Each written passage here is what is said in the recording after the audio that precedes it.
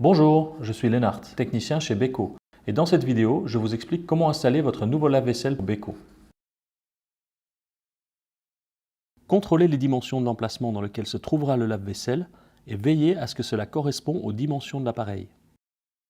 L'appareil doit se trouver sur un sol stable et plat.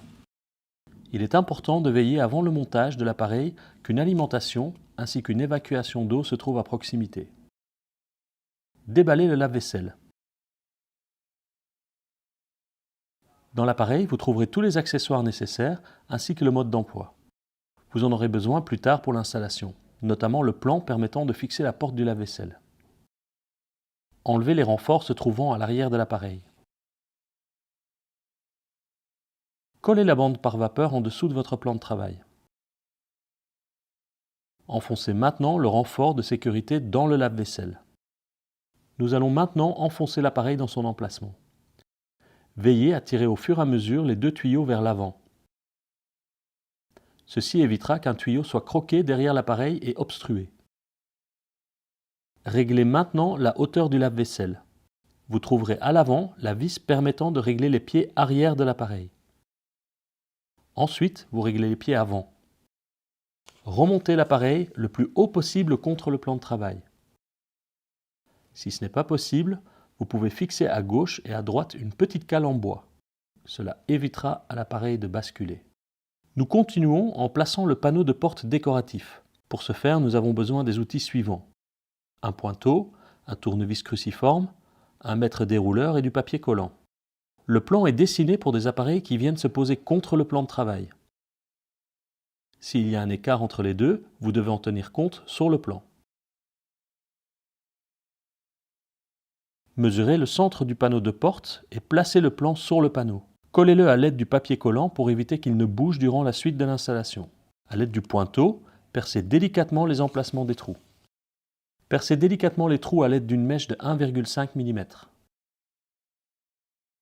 Une fois que vous avez effectué ceci, vous pouvez fixer les attaches fournies sur le panneau de porte. Collez ensuite le tapis vert contre la plainte du lave-vaisselle. Lorsque c'est fait, apposez l'isolant sonore sur la façade de l'appareil. Vous pouvez le fixer à l'aide des deux attaches fournies. Placez le panneau décoratif contre l'appareil en veillant à ce que les deux embouts s'emboîtent dans les rainures prévues. Il est également important que les deux crochets s'emboîtent dans les emplacements prévus dans la porte. Ouvrez précautionneusement la porte en veillant à ce que le panneau décoratif appuie contre celle-ci.